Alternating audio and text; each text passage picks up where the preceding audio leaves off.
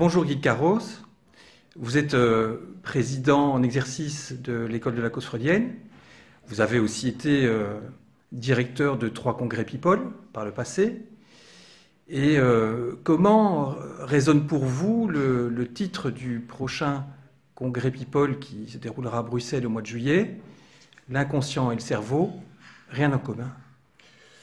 Alors, ce thème de People 9 qui renvoie dos à dos l'inconscient et le cerveau me semble très politique.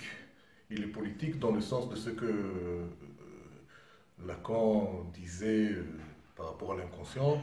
L'inconscient est politique. Que l'inconscient soit politique, cela implique une certaine division.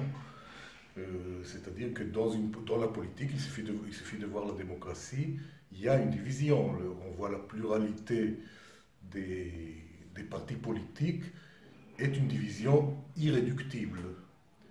Or, justement, le neuroscientisme, quand il est appliqué au mental, tente de réduire l'humain à l'un, c'est-à-dire de faire correspondre l'homme à son cerveau.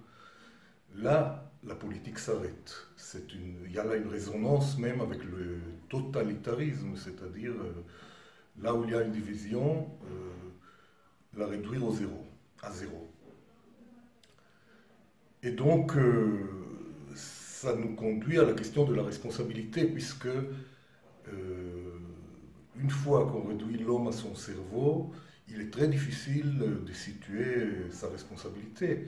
Comment est-ce qu'on peut rendre responsable l'humain à partir de la substance qu'il est, et la substance, il est né comme cette substance-là, et comment est-ce qu'on peut le rendre responsable par rapport à ça? Ça serait ma question. Il me semble que pour parler d'une responsabilité de l'humain, il lui faut un point extérieur à partir duquel il peut prendre une responsabilité sur son corps. C'est ce que dit Lacan quand il dit, par exemple, que la responsabilité est sexuelle, c'est-à-dire qu'on est responsable non seulement de ce de quoi on est conscient, mais aussi de ce dont on n'est pas conscient, et notamment notre jouissance. C'est là donc que nous avons aussi à prendre notre responsabilité et non seulement dire que l'inconscient et les cerveaux n'ont rien en commun, mais aussi de faire un choix et de dire que, c'est ce que nous disons, je pense, que le choix de dire que l'homme est réduit à son cerveau est un choix nocif. Parce que une position subjective est une position de jouissance. Par exemple, la misogynie n'est pas une opinion, c'est une position par rapport à la jouissance.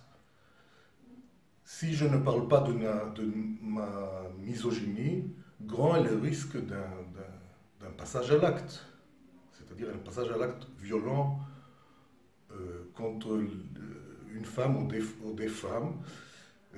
Ceci à partir de... Enfin, c'est une idée qui s'impose à partir d'un autre énoncé de Lacan, que ce qui est rejeté du symbolique revient dans le réel, c'est-à-dire ce dont on ne parle pas revient dans le réel.